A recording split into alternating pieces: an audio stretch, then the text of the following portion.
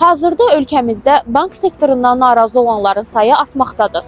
Vətəndaşlar kredi şərtlərinin sərt, faizlərin isə yüksək olduğunu deyirlər.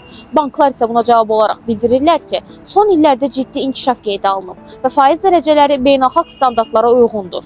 Bəs insanlar bank xidmətlərindən və tətbiq olunan faiz siyasətindən nə dərəcədə razıdır?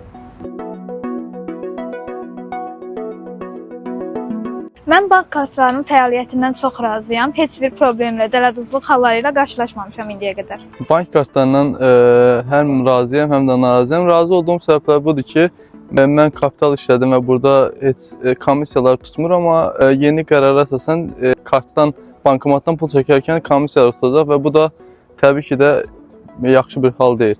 Mən bank xidmətlərindən çox razıyam və heç vaxt dələduzluğa rastlaşmamışam.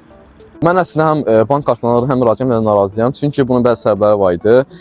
Bəzən kartıma pul daxil olanda onu ödəniş kimi eləyirəm. Lakin pul mənim kartıma gec köçürülür. Bu cəhətdən narazıyam. Amma bank kartlarından həm də razı olduğum cəhətlər də var. Mən də bu dələduzluqla qarşılaşmışam.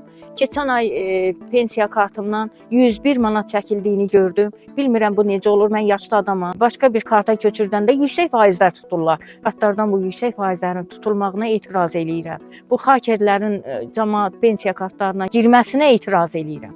Bank kartlarından narazıyam, çünki bəzən olur ki, pul vəsaiti köçürdükdə gecikmələr olur, həmən hesaba gec oturur pul və dələduzluqla da qarşılaşmamışam hələ indiyənə qədər. Yəni dələduzluqla heç davama çıxmırdı, amma kartlarda ola bilər köçürmələrdə biraz problemlər olur. Amma şükür Allaha, yəni məndə bir problem olmur. Sorğumuzdan bu nəticəyə gəldik ki, bankların fəaliyyəti hələ də istifadəçiləri tam razı sala bilməyib və vətəndaşların fikirləri arasında qeyri-bərabərlik mövcuddur.